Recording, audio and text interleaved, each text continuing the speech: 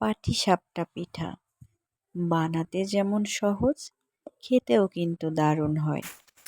হ্যাঁ, আজকে আপনাদের সাথে শেয়ার করব একটু ভিন্নধর্মী পাটিসাপটা। এই পিঠাটা কিন্তু খুব সহজেই বাসায় তৈরি করে নেওয়া যায়, আর ছোট থেকে বড় সবাই মোটামুটি পছন্দ করে। তাহলে আসুন, আমরা তো সবাই ক্ষীর পাটিসাপটা খেয়েছি, এমনিতে নর্মাল পাটিসাপটা খেয়েছি, কিন্তু অনেকেই হয়তো জানি না যে নারকেলের পুর দিয়েও পাটিসাপটা তৈরি করা যায়। আবার অনেকে জানি, যারা জানি না তাদের জন্য। হ্যাঁ, আজকে আমি তৈরি করব নারকেলের পুর দিয়ে পাটিসাপটা। তাহলে পুরটা কিভাবে তৈরি করেছি এই ভিডিওটা রাখতে পারিনি আমি, কিন্তু আপনাদেরকে বলে দিচ্ছি। কাঁচা নারকেল কোড়া আর আপনারা গুড়ও দিতে পারেন, চাইলে চিনিও ব্যবহার করতে পারেন। আমি আজকে এখানে লাল চিনিটা ব্যবহার করেছি। তো কাঁচা নারকেল আর পরিমাণ মতো গুড় অথবা চিনি দিয়ে জাল করে নিতে হবে কিছুক্ষণ।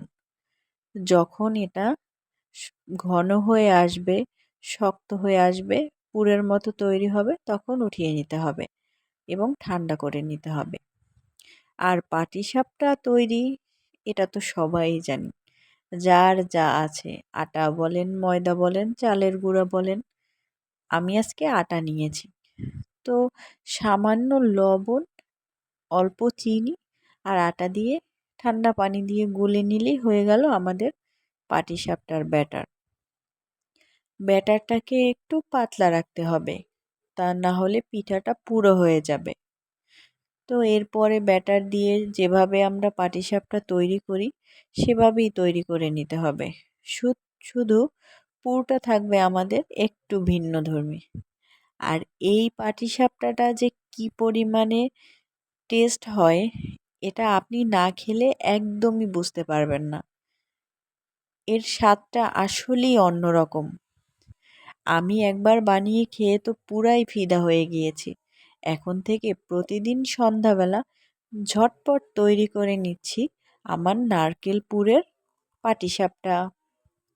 বন্ধুরা, আপনারা কিন্তু বাসায় এটা ট্রাই করে দেখবেন, অবশ্যই ট্রাই করে দেখবেন। আর আমার ভিডিওগুলো যদি আপনাদের ভালো লেগে থাকে তাহলে লাইক ফলো দিয়ে পাশে থাকবেন। আল্লাহ হাফেজ। আবারও অন্য কোনো রেসিপি নিয়ে আপনাদের সাথে হাজির হব।